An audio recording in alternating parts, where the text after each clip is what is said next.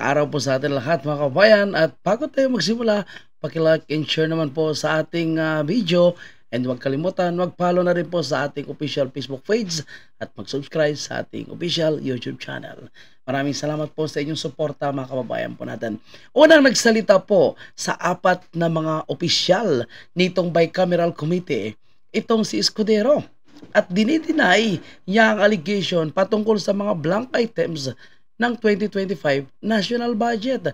Pero sa kanyang pagsasalita, sa kanyang press conference, mga kababayan po natin, ay inamin din ni Escudero na talagang nandun yung mga blanco, ngunit sinasabi niya na wala pang naidineklara na unconstitutional na bicameral committee report.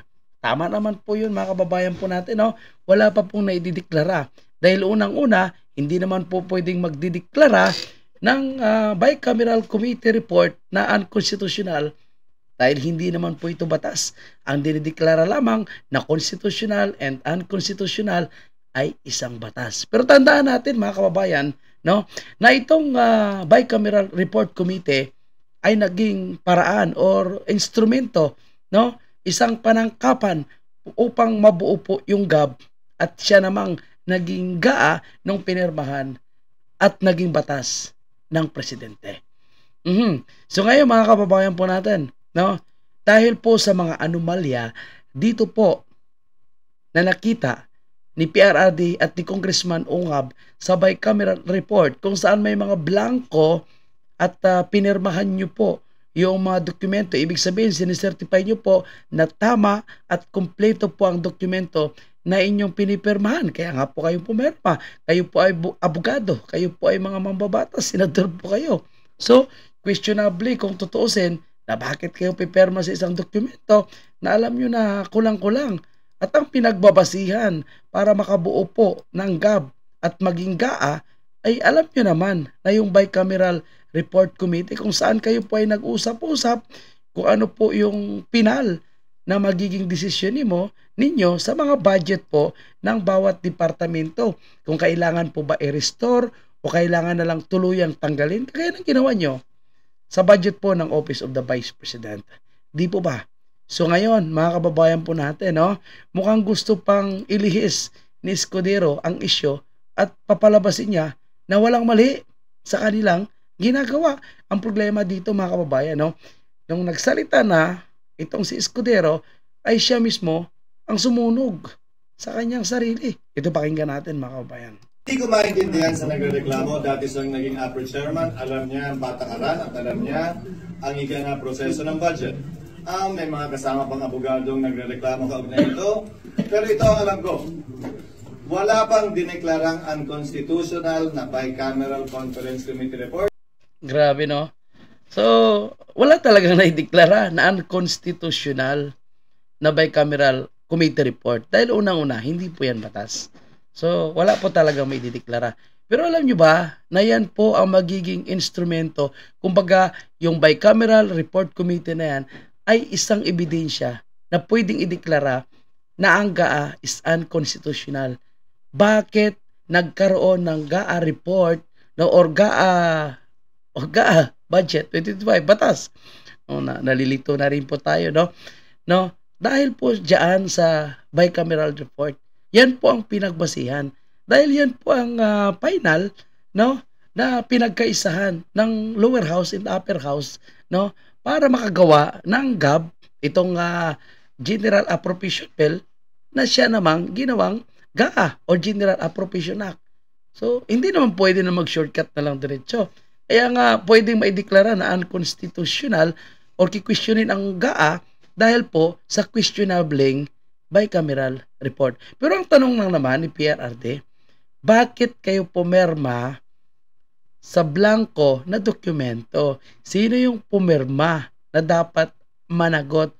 So kung irereklamo yan, posible na madeklara na constitutional o unconstitutional ang GAA. So yun na naman.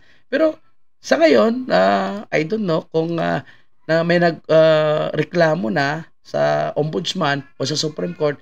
Pero sa ngayon, ang kini-question pa lang, sino yung mga pumirma at sino po yung mga fill in the blank doon sa mga blanko. So, na dapat ipaliwanag nyo. Pero napakalayo po ang paliwanag nitong si Escudero. No? At obvious na mukhang pinaghandaan po ni Escudero kung ano po yung kanyang sasabihin, ano po ang kanyang isasagot doon sa mga allegation ni PRRD. Wala pang dineklarang unconstitutional na committee report. Sa katunayan, wala pa yatang dinidemanda sa korte. Wala pa nadidemanda, wala pa naideklara kasi po hindi naman talaga nangyari pa yan. No? Sabi nga po ni Congressman Ongab, no, sa tagal niya po na naging kongresista at miyembro ng Kongreso, hindi pa niya naranasan na nagkaroon ng mga blankong dokumento at pinirmahan po, no, ng mga miyembro ng Bicameral Committee. So, ano yung irereklamo nila? Ano yung kakasuhan nila? Sinong kakasuhan nila? Ano yung kakaso nila? Wala naman pong problema. Di ba? So, parang putak ng putak itong si Senator Escudero, no? Na parang hindi niya alam kung anong ibig sabihin ng kanyang sinasabi. Bakit sasabihin mo wala pang idineklara na unconstitutional, wala pang nakasuhan? Kasi po, hindi pa naman nangyari itong ginawa nyo. Diba? Dineklarang unconstitutional ang isang committee report o Bicameral Conference Committee report. Ang dinedeklarang unconstitutional ay batas. Ngayon, yung batas ng General Appropriations Act na produkto ng anumang committee o conference committee report o committee report ang kino-question at kumpleto yung batas na yun. Di ba? Sinabi niya na yung GAA ay produkto ng bicameral report. Ang bicameral report na pinanggalingan ng GAA ay questionable. Di ba? So, paano nabuo yung GAA kung may mga blanco? Walang blanco, walang kulang, at yung amount ay nagsusuma. Unawain po ninyo. Ang budget ay may humigit kumulang 200,000 linya na may mga nakasulat na pamagat, titulo ng proyekto at amount. Hindi yun ganun kasimple na gawin o ginagawa. Kaya ang isa, kung mapapansin din nyo, pinakita nilang unang kopya na may pirma ako. Kasi nakikita kong kopya ngayon, wala na akong pirma, kaya hindi ko alam kung saan galing yun. Ay nakasaad doon na otorisado ang Committee on Appropriation and Finance na mag-correct, magpuno, maglagay dahil posible na may nakaligtaan doon. So, sinabi din doon sa huling talata ng Bicameral Conference Committee Report, kapag may pagkakaiba ang GAA sa Bicameral Conference Committee Report, ang masusunod ay ang GAA, ang enrolled bill ng GAA. Kung babalik tanawan naman natin, ang mga naging desisyon ng Korte Suprema, ang pinagpipilian lamang ng Korte Suprema kung sakasakali may pagkakaiba kaugnay sa isang panukalang batas ay ang journal entry rule na tinatawag o yung pinasok sa journal base sa debate ng Kamara at ng Senado o yung enrolled bill. Ito yung pinirmahan ng Speaker, Senate President, Secretary General ng House, Secretary General ng Senado at ng Pangulo. Nagtula na naman, oh. Okay, so masyadong technical na po, no, itong discussion nitong si Chis Escudero. Pero napakasimple lang naman yung tanong sa kanila. Actually, hindi nila kailangan pumunta doon sa GAA, eh. Hindi nila kailangan ipaliwanag po yung mga technical term na ito, eh, no? Dahil ang taong bayan, ang gusto lang po nilang malaman, no, yung sagot sa katanungan po ni PRRD. Bakit nyo pinirmahan na may mga blanco? No? Bakit kayo pumayag na pumirma? No? Bakit nagkaroon ng total doon sa baba na blanco yung ibang part ng mga dokumento? At ang tinatanong ni PRRD, sino po yung mga nag-fill in the blank? No? Kaya kailangan may managot kung bakit nabuo itong GAA, no, na ang mga pinagbabasihan, no, ang sabi mo nga po, ang GAA ay naging produkto ng bicameral report na ginawa ng inyong komite. So, yun po yung kini-question.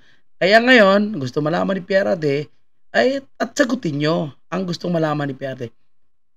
Sino yung nag-fill in the blank at bakit kayo pumirma? Anong rason na pumirma kayo? Di ba yan ay questionable?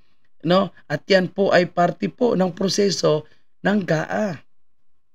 So, talagang may problema kayong dapat papanagutan.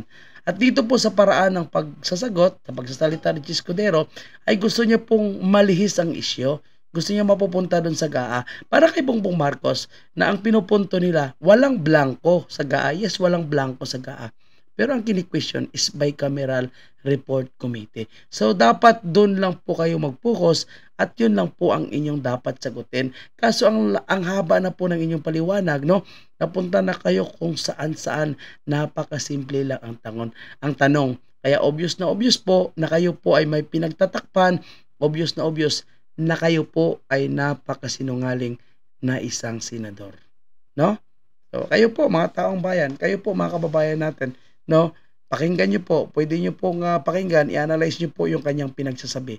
Dahil obvious po na siya po ay nagsisinungaling, no? Gusto pa nilang gawing mangmang, no? Gusto pa nilang gawing mga bobo ang taong bayan. Ang sabi nga po ng ilang leader po ng Iglesia ni Cristo, hindi kami mangmang, hindi kami bobo para paikot-ikotin mo kami, Senator Chis Escudero.